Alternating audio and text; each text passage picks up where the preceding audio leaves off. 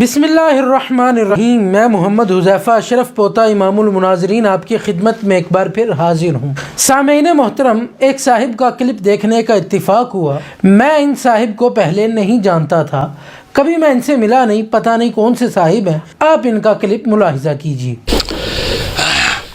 میں ایک ویڈیو مجھ تک پہنچائی گئی اور میں دیکھ رہا تھا کہ بریلوی مسلک کے مولوی سعید اسد اپنی تقریروں میں عام طور پر جو لوگوں کو اتحاد کی دعوت بھی دیتے رہتے ہیں اور مختلف ویڈیوز بناتے رہتے ہیں اختلافی مسائل پر۔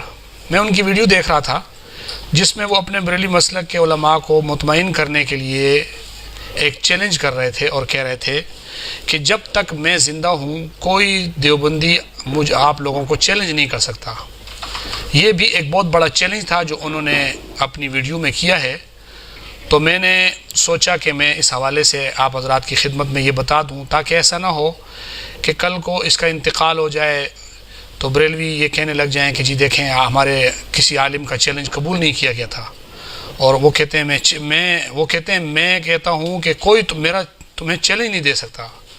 تو خیر، میں پچھلی بہت ساری ویڈیوز میں اس حوالے سے بات کر چکا ہوں اور پھر بھی اس حوالے سے بات کرتا ہوں اور کہتا ہوں کہ مولانا سعید اسد صاحب آپ ہو گئے یا آپ کے مسلک کے جتنے بریلوی علماء ہیں جنہوں نے چیلنج کیے ہوئے ہیں، اشرف جلالی ہے، حنیف قریشی ہے، کوکب نورانی ہے، اس طریقے سے بریلوی مسلک کے اور بہت سارے چھوٹے بڑے علماء ہیں جو اپنے بیانات میں، اپنی تقریروں میں اور فیس بک پہ اور واٹس ایپ پہ، یوٹیوب پہ چیلنج بازیاں کرتے رہتے ہیں، جیسے کہ آپ نے بھی کی اور کہا کہ مجھے کوئی چیلنج نہیں دے سکتا یا بریلویوں کو کوئی چیلنج نہیں دے سکتا۔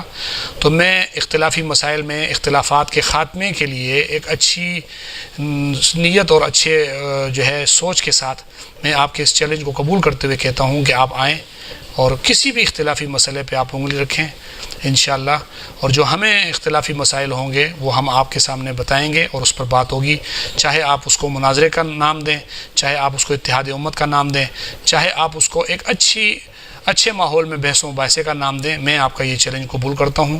آپ اس حوالے سے قدم بڑھائیں، انشاءاللہ ہم تیار ہیں۔ الحمدللہ شروع سے ہی ہم اہل سنت کے اتحاد کے داعی ہیں۔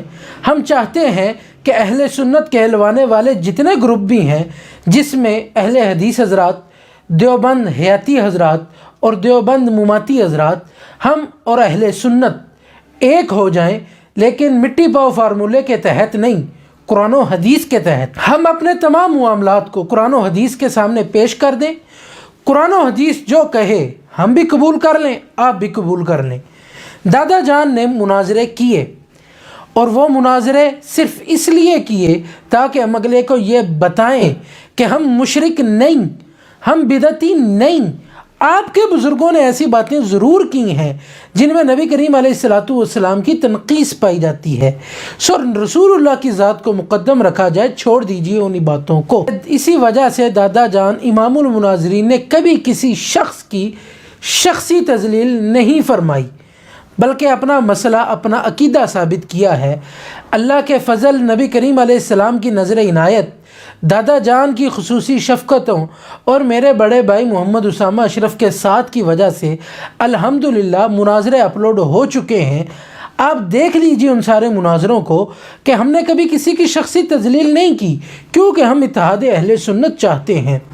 یہ صاحب بھی کہہ رہے ہیں کہ ہم اتحاد اہل سنت چاہتے ہیں، تو آپ کسی بڑے ایسے شخص کو لائیے جس کو دیوبند اون تو کریں، چلے کم از کم دیوبند مدرسہ اون نہ کرے۔ یہاں دیوبند کی بڑا نام مفتی تقی عثمانی صاحب، وہ تو کم از کم اون کرے۔ آپ کے پیچھے ماننے والے میرے خیال سے کوئی زیادہ نہیں۔ اگر آپ یہ سوچتے ہیں کہ مناظرے سے معاملات جلدی سیٹل ہوں گے، اتحاد میں زیادہ ترقی ہوگی، تو ہم اچھے ماحول میں آپ سے بات چیت کرنے کے لیے یہ فقیر خود تیار ہے۔ آپ مناظرے کے لیے، شرائط کے لیے، موضوع کے تعین کے لیے جامعہ امینیہ رضویہ رابطہ کیجئے یا ایک ویڈیو پیغام جلدی جاری فرمائیے، ہم منتظر رہیں گے۔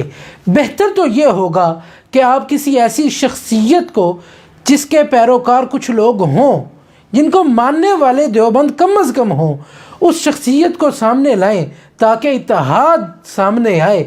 لیکن اگر آپ پھر بھی سمجھتے ہیں مناظرہ کرنا ہے تو الحمدللہ فقیر حاضر ہے۔ آپ شرطیں اور موضوع متعین کرنے کے لیے کلپ جاری فرمائیں۔